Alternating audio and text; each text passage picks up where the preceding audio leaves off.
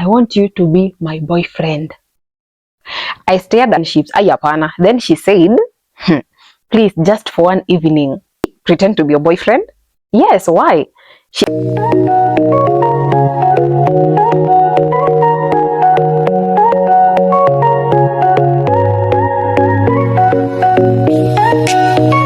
Hello and what's up my good people, welcome back to my YouTube channel, and of course if you're new here, karibu sana, ubarikiwe. Stay tuned. So today's video is about how a sister pretended to be her sister's boyfriend. Okay, wacha tusikie what they did, how it went, and now what happened after everything. What was the reaction? We get everything, so stay tuned na usipote.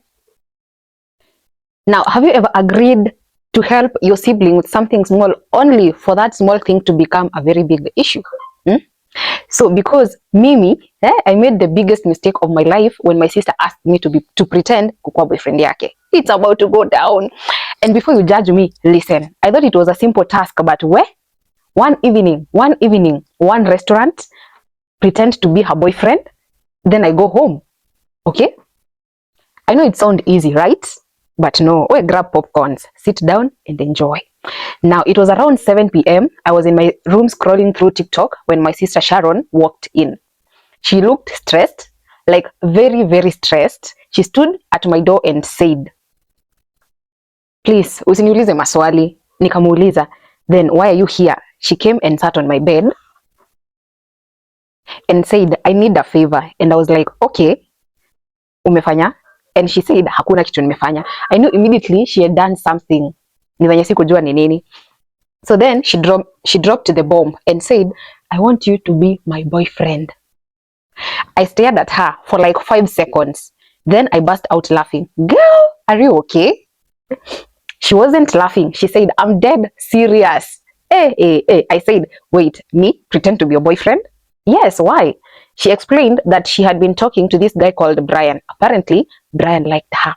She had told Brian that she had a boyfriend already. Why? Because she wanted him to take her seriously. Now, Brian wanted to meet this boyfriend. Problem? There was no boyfriend. I looked at her and said, so you lied to this guy and now you want me to stand in as your boyfriend? Why do you want me to lie? She nodded and I laughed. Where? You people in relationships, ayapana. Then she said, please, just for one evening. I should have said no, but then she promised to buy me my favorite food. And the guys, mnajua tumbo, I'm not proud of this. I agreed. Sharon immediately went into preparation mode. She brought me an oversized shirt, a cape, and sunglasses. Then she looked at me and said, wear like a guy and walk like a guy. Okay, I said, what's that supposed to mean? Like, alafu akaniambia just like walk differently. I tried and then akaanza kucheka. I was offended. Then she gave me my fake identity. My name was Sam. I was 24. I supposedly worked in Nairobi. I loved football and apparently I had been dating Sharon for 8 months. Mko na uongo? 8 months? Yet I didn't even know her favorite football team. So she started coaching me. What's your favorite team? I said, Man U. She looked at me. Why? Akaniuliza why? And she said, fine, but if he asks you anything about football, just keep quiet. What's cooking? What's really cooking? Jui's story na sound so much interesting. Okay, tuendelee. I said, okay. Then she gave me one final warning. Whatever happens, don't tell him you are my sister. I asked, why? Inquisitiveness. She said, because if he finds out, I'm finished. At that moment, I should have known something was seriously wrong, but I ignored the red flags and the warnings. We arrived at the restaurant. Brian was already there. The moment he saw me, he stood up. He smiled and said, bro, finally. I nearly laughed. I shook his hand and said, what's up? He looked at Sharon. So this is the famous boyfriend you've been telling me about. I nodded. Yeah, that's me. He looked at me for a few seconds, then said, you look familiar. Oh, wameshikwa. You look familiar. My heart literally stopped a bit. I laughed. Maybe you've seen me somewhere, I told him. Then he said, maybe. And then we sat down. Everything was okay for about 2 minutes. Then Brian started asking questions. So how long have you guys been together? And I said 8 months kama venye nilikuwa nimeambiwa niseme. And then he nodded. How did you two meet? Akaniuliza. I looked at Sharon. Sharon akaniangalia. So we both became nervous and we didn't know what to answer. I said, through a friend. Brian asked, which friend? Silence. Sharon quickly said, let's order first. Brian smiled, but that smile, no, haikuwa ina give. That wasn't a normal smile. That was the I know something smile. Then he said, actually, before we order, there's something I want to show you. Then he said, before we actually order, there's something I want to show you. He pulled out his phone, and the guys, that was when everything changed. Brian opened Instagram. He showed us a conversation. At first, I didn't understand. Then I saw the profile picture. It was my picture. My heart dropped. The account had my name and the messages were romantic. Very romantic. Brian looked at me. Is this your account? I said, no, that's not my account. Hey. He looked at Sharon. Then, whose is it? Sharon said, I don't know. Brian started scrolling. There were weeks of conversations. Someone had been talking to him using my pictures. Then Brian said, this person told me that Sharon has been cheating on me. What the hell? Sharon looked shocked. Cheating on you with who? Brian turned the phone around. The message said, she's seeing another guy. I looked at Sharon. She looked at me. We were both confused. Then Brian said, there is more. He showed us another screenshot. The person behind the account had written, ask Sam where he was last Saturday. Everyone looked at me. I said, why are you all looking at me?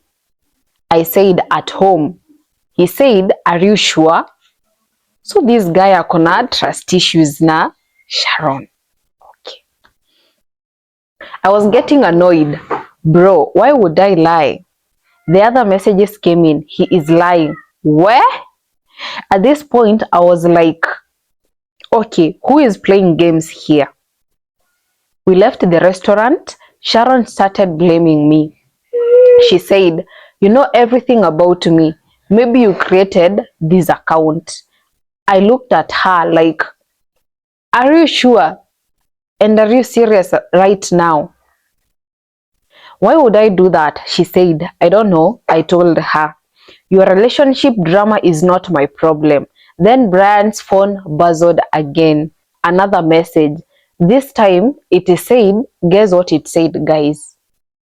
Stop pretending. I know who Sam really is. I froze. Brian looked at me. Who are you? I laughed nervously. I am Sam, he said. No, who are you really? I don't know what to say. I didn't know what to say. Then another message came. Ask him why he's pretending to be Sharon's boyfriend. Why wameshikwa? Silence. Sharon looked at me. I looked at Sharon. Brian looked at the both of us. I whispered, Sharon. She said, I swear I didn't tell anyone. Now things were getting scary. Sijui kama unatokea goosebumps nikikupea hii story. Because whoever was behind that account knew our secret. And they were watching us. We decided to figure out who was behind the account. Sharon went through everyone who knew about her relationship. Then she suddenly said, wait, she remembered something. She had once sent an old photo of me to her best friend, Mercy. And that exact photo was being used as the profile picture.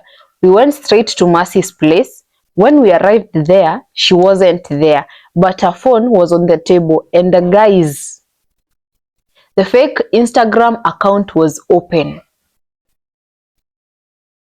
I looked at Sharon. Sharon looked at me. We didn't even need to speak. A few minutes later, Mercy walked in. She saw us. She stopped. Nobody said anything. Then she started crying. She was confused and she also confessed about what she had done. Ogopa wasichana, ogopa wasichana. She said she wanted to ruin Sharon's relationship by pretending to be me simply because she was jealous of her. Wasichana, hey, apparently Brian had rejected Mercy before. Hapa kuna ka grudge. Hapa kuna ka grudge. Apparently, Brian had rejected Mercy before. And when she found out that she liked Sharon, she got bitter. Si mnajua kale kauchungu kama dem. So she created the account. She started sending Brian fake messages. But then she admitted something else. She had been sending the mysterious messages to the romantic ones. Okay? She wanted us to panic and it worked too well. At this point, I thought everything was finally over. But Brian suddenly laughed. I looked at him and asked him, why are you laughing? Akasema, because I knew Sharon didn't have a boyfriend. What? Sharon's face changed. What? Brian explained that he had always suspected she was lying. He just wanted to meet the boyfriend to see if the story was true. Wanaume pia nyinyi mnakuanga so much tempting. And somehow, I had walked straight into the trap. I looked at Sharon, naye pia akaniangalia. We both started laughing, but then my mother walked into the room. Oh! She looked at me dressed like a guy. Then she looked at Sharon and asked, nini kinaendelea hapa? Na hakuna mtu hata alimjibu. She looked at me again. Who's this boy? I almost died. Sharon started laughing. I said, Mom, it's me. She stared at me. Then she said, you?